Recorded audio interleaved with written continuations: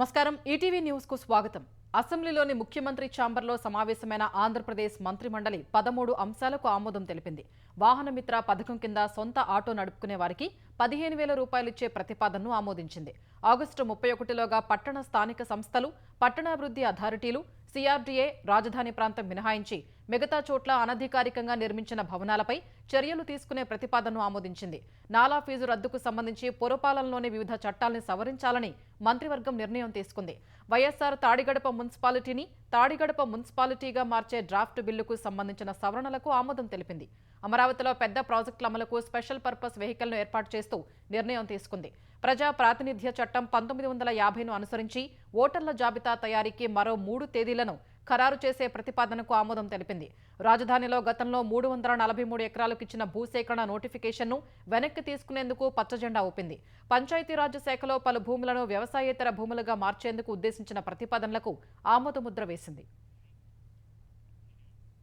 పాత వాహనాలపై హరిత పన్ను తగ్గిస్తూ మోటారు వాహనాల చట్టానికి ఆంధ్రప్రదేశ్ ప్రభుత్వం సవరణలు చేసింది. ఈ మేరకు మోటారు వాహన చట్టంలో సవరణ ప్రతిపాదిస్తూ మంత్రి రాంప్రసాద్ రెడ్డి ప్రవేశపెట్టిన బిల్లుకు అసెంబ్లీ ఆమోదం తెలిపింది. ఈ చట్టం ద్వారా హరిత పన్ను 20,000 రూపాయల నుంచి 3,000కు తగ్గుతుందని మంత్రి రాంప్రసాద్ రెడ్డి వివరించారు. ఆంధ్రప్రదేశ్లో ఒకసారి వాడి పడేసే ప్లాస్టిక్ వస్తువులపై నిషేధం ఉన్నా క్షేత్రస్థాయిలో సరిగా అమలు కావడం లేదని ఉప ముఖ్యమంత్రి పవన్ కళ్యాణ్ అన్నారు.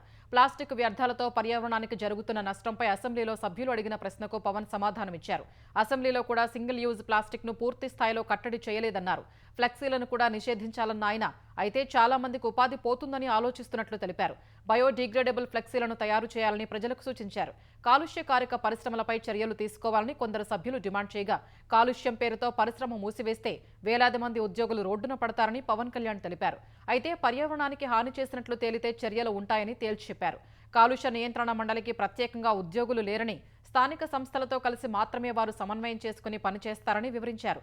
ప్లాస్టిక్ నియంత్రణకు త్వరలోనే సమగ్ర ప్రణాళికను రూపొందిస్తామని తెలిపారు.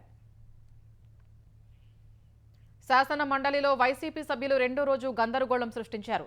ఉదయం సభ ప్రారంభం కాగానే ప్రశ్నోత్తరాలు చేపట్టిన మండలి చైర్మన్ మోషిన్ రాజు మెడికల్ కాలేజీలపై చర్చించాలంటూ వైసీపీ సభ్యులిచ్చిన వాయిదా తీర్మానాన్ని తిరస్కరించారు. వెల్లోకి దూసుకెళ్లిన వైసీపీ ఎమ్మెల్సీలు ప్లకార్డులు ప్రదర్శిస్తూ మెడికల్ కళాశాలలపై చర్చించాల్సిందేనని పట్టుబట్టారు. ఈ క్రమంలో సభ 2 సార్లు వాయిదా పడింది. తిరిగి ప్రారంభమయ్యాక జీఎస్టీ సంస్కరణలపై ప్రకటన చేయాలని ఆర్థిక మంత్రి పయ్యావుల కేశవ్ను చైర్మన్ ఆహ్వానించారు.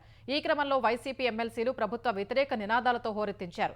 కొందరు టీడీపీ సభ్యులు వెల్లోకి వెళ్లి వైసీపీ హయాంలో పునాదులకే పరిమితమైన కళాశాలల ఫోటోల్ని ప్రదర్శించారు. మెడికల్ కళాశాలల్లో మేనేజ్మెంట్ కోటా తెచ్చింది జగన్ కాదా అని ప్రశ్నించారు.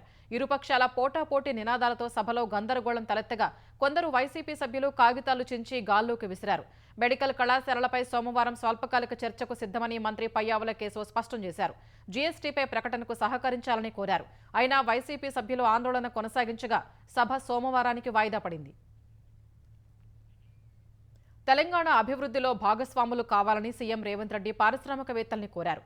పెట్టుబడులను ఆకర్షించడమే లక్ష్యంగా ఢిల్లీలో పలు సమావేశాల్లో పాల్గొన్న సీఎం న్యూజెర్సీ గవర్నర్ ఫిలిప్ మర్ఫీతో భేటీ అయ్యారు. అనంతరం public affairs forum of India వార్షిక సదస్సులో ప్రసంగించారు. సదస్సులో 500 మంది ప్రతినిధుల్ని ఉద్దేశించి ప్రసంగించిన ఆయన విజన్ తెలంగాణ రైజింగ్ అంశాన్ని ప్రస్తావించారు.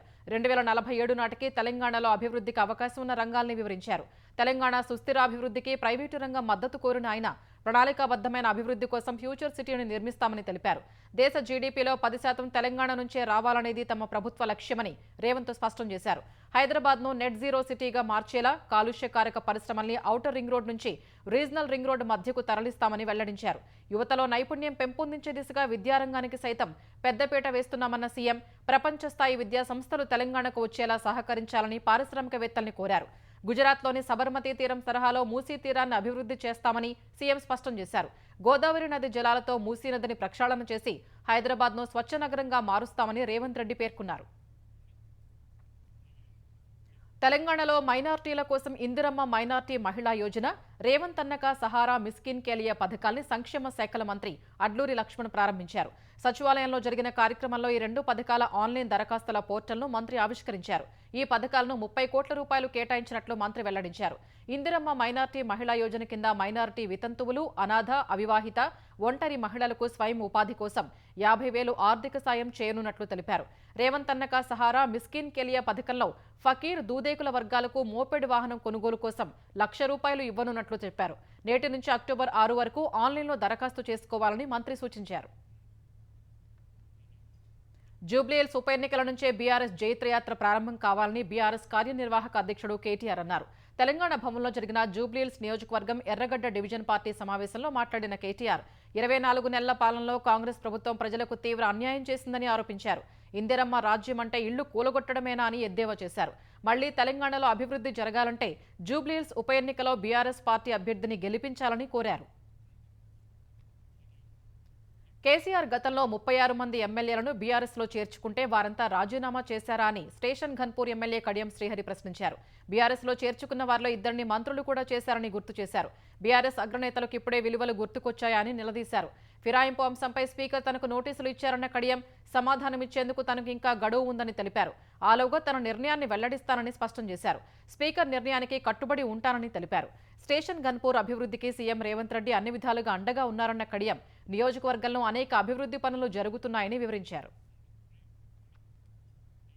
భారత్ అమెరికా మధ్య సుంకాల వివాదాలు నెలకొన్న వేళ త్వరలోనే ప్రధాని నరేంద్ర మోదీ అమెరికా అధ్యక్షుడు డొనాల్డ్ ట్రంప్ భేటీ కానున్నట్లు తెలుస్తోంది. అక్టోబర్లో ఇరు దేశాల అధినేతలు భేటీ కానున్నట్లు సమాచారం. అక్టోబర్లో మలేషియా వేదికగా జరగనున్న ఆసియాన్ శిఖరాగ్ర సమావేశానికి మోదీ ట్రంప్ హాజరు కానున్నారు. ఈ సదస్సులో మోదీ ట్రంప్ మధ్య ద్వైపాక్షిక భేటీ జరిగే అవకాశం ఉందని అంతర్జాతీయ మీడియా కథనాలు పేర్కొన్నాయి. ఆపరేషన్ సింధూర్, భారత్పై అమెరికా విధించిన అదనపు సుంకాల తర్వాత ఇరు దేశాల నేతల తొలిసారి భేటీ కానున్నారని వెల్లడించాయి. అయితే ఈ సమావేశంపై అమెరికా, భారత ప్రభుత్వాలు ఇంకా అధికారిక ప్రకటన చేయలేదు. రష్యా చమురు కొనుగోలు చేస్తున్న కారణంతో అదనపు సుంకాలు విధించడం ఇరు దేశాల మధ్య వివాదానికి కారణమైంది. ఇటీవల వీటిపై స్పందించిన ట్రంప్, మోదీ తనకు మిత్రుడే అయినా రష్యా నుంచి చమురు కొనడం వల్ల అధిక సుంకాలను విధించాల్సి వచ్చిందని స్పష్టం చేశారు. బాంబే హైకోర్టుకు మరోసారి బాంబు బెదిరింపులు రావడం కలకలం రేపింది. కోర్టు ప్రాంగణంలో బాంబు పెట్టినట్లు హైకోర్టు అధికారిక ఐడీకి ఈమెయిల్ వచ్చింది. వెంటనే అప్రమత్తమైన పోలీసులు న్యాయస్థానం ప్రాంగణంలో తనిఖీలు చేపట్టారు. డాగ్ స్క్వాడ్, బాంబు నిర్వీర్య దళంతో ముమ్మర తనిఖీలు చేపట్టిన పోలీసులు ఎక్కడా ఎలాంటి పేలుడు పదార్థాలు లభించలేదని వెల్లడించారు. తప్పుడు బెదిరింపులకు సంబంధించి మెయిల్ వచ్చిన ఐపీ అడ్రస్ ను గుర్తించేందుకు దర్యాప్తు చేపట్టినట్లు తెలిపారు. వారం రోజుల వ్యవధిలో బాంబు బెదిరింపులు రావడం ఇది రెండోసారి అని వెల్లడించారు. ఈ నెల 12న కూడా బాంబే హైకోర్టుకు బాంబు బెదిరింపు మెయిల్ వచ్చినట్లు తెలిపారు. బెదిరింపులకు పాల్పడిన వారిపై కఠిన చర్యలు తీసుకుంటామని స్పష్టం చేశారు. ఓబుళాపురం మైనింగ్ అక్రమాల వ్యవహారంలో కీలక పరిణామం చోటు చేసుకుంది. లీజు సరిహద్దులు గుర్తించి ఎంతమేర అక్రమ మైనింగ్ చేశారో తేల్చేందుకు సుప్రీంకోర్టు కమిటీని ఏర్పాటు చేసింది. మాజీ న్యాయమూర్తి జస్టిస్ సుధాంశు ధూలియా నేతృత్వంలో 7గురితో కమిటీని నియమించింది. గతంలో ఆంధ్రప్రదేశ్ ప్రభుత్వం దాఖలు చేసిన పిటిషన్పై విచారించిన సీజేఐ జస్టిస్ బీఆర్ గవాయ్ నేతృత్వంలోని ధర్మాసనం ఈ మేరకు నిర్ణయం తీసుకుంది. కమిటీ సభ్యులుగా కేంద్ర పర్యావరణ సాధికార కమిటీ నుంచి ఒకరు, కేంద్ర అటవీ పర్యావరణ మంత్రిత్వ శాఖ నుంచి 2 ఉంటారని సుప్రీంకోర్టు తెలిపింది. ఏపీ అటవీ పర్యావరణ శాఖ నుంచి 3 సభ్యులుగా ఉంటారని వెల్లడించింది. 3 నెలల్లో నివేదిక అందించాలని కమిటీకి సీజీఐ సూచించారు. మదనపల్లె పూర్వ ఆర్డీఓ మురళిని సీఐడీ పోలీసులు అరెస్ట్ చేశారు. మురళి మధ్యంతర బెయిల్ను సుప్రీంకోర్టు రద్దు చేయడంతో తిరుపతిలోని నివాసంలో ఆయన పోలీసులు అదుపులోకి తీసుకున్నారు. మదనపల్లె సబ్ కలెక్టరేట్లో దస్త్రాల దహనం కేసులో మురళి నిందితుడిగా ఉన్నారు.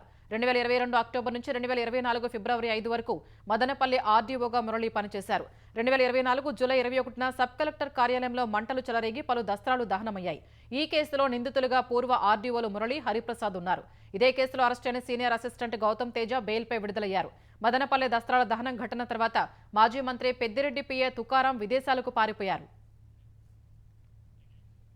ఆంధ్రప్రదేశ్లో ఈ నెల 22 నుంచి అక్టోబర్ 2 వరకు పాఠశాలలకు దసరా సెలవులు ఇవ్వాలని నిర్ణయించామని విద్యాశాఖ మంత్రి నారా లోకేష్ వెల్లడించారు.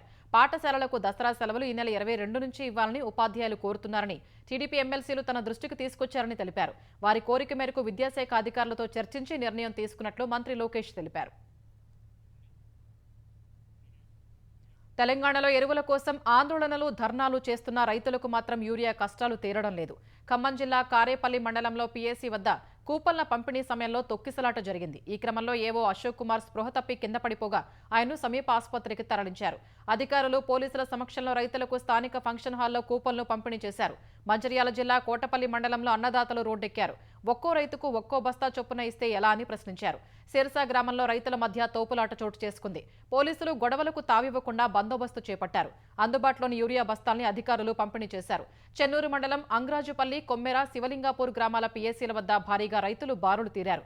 యూరియా దొరక్క చాలా మంది రైతులు నిరాశగా వెనుతిరిగారు. బలోచ్ లిబరేషన్ ఆర్మీ బీఎల్ఏను ఉగ్ర సంస్థగా గుర్తించాలని ఐరాస భద్రతా మండలిలో పాకిస్తాన్ చైనా చేసిన ప్రతిపాదనను అమెరికా బ్రిటన్ ఫ్రాన్స్ అడ్డుకున్నాయి. బీఎల్ఏను ఉగ్ర సంస్థగా గుర్తించడానికి సమర్పించిన ఆధారాలు అసంపూర్ణంగా ఉన్నాయంటూ ప్రతిపాదనను తిరస్కరించాయి.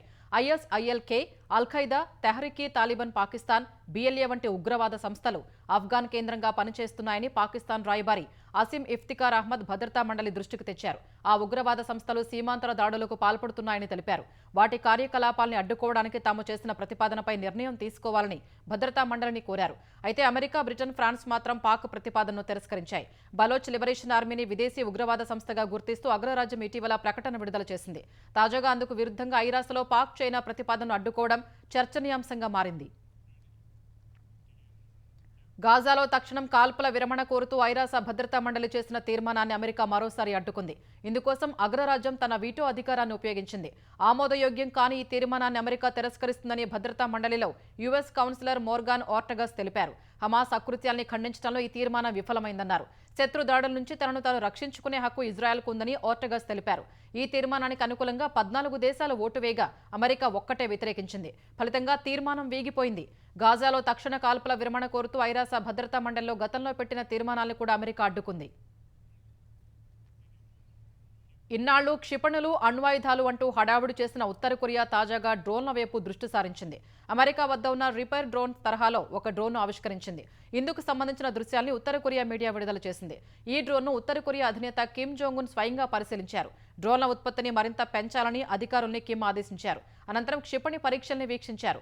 ఆయుధాల ఉత్పత్తిలో దూకుడు తగ్గించాలని ఒక పక్క దక్షిణ కొరియా, అమెరికా పదే పదే విజ్ఞప్తి చేస్తున్నా కిమ్ మాత్రం వెనక్కి తగ్గడం లేదు. భారత్లో ఐఫోన్ 17 సిరీస్ విక్రయాలు ప్రారంభమైన వేళ యాపిల్ స్టోర్ల ముందు జనం బారులు తీరారు. ముంబైలోని బాంద్రా కుర్లా కాంప్లెక్స్ స్టోర్ ఎదుట కొనుగోలుదారులు అర్ధరాత్రి నుంచే క్యూ కట్టారు. ఢిల్లీలోని యాపిల్ స్టోర్ ముందు కూడా భారీగా జనం గుమికూడారు. ఐఫోన్ 17 ప్రో మ్యాక్స్ ను కొనుగోలు చేసేందుకు 6 నెలలుగా ఎదురు చూస్తామని ఓ కొనుగోలుదారుడు తెలిపారు.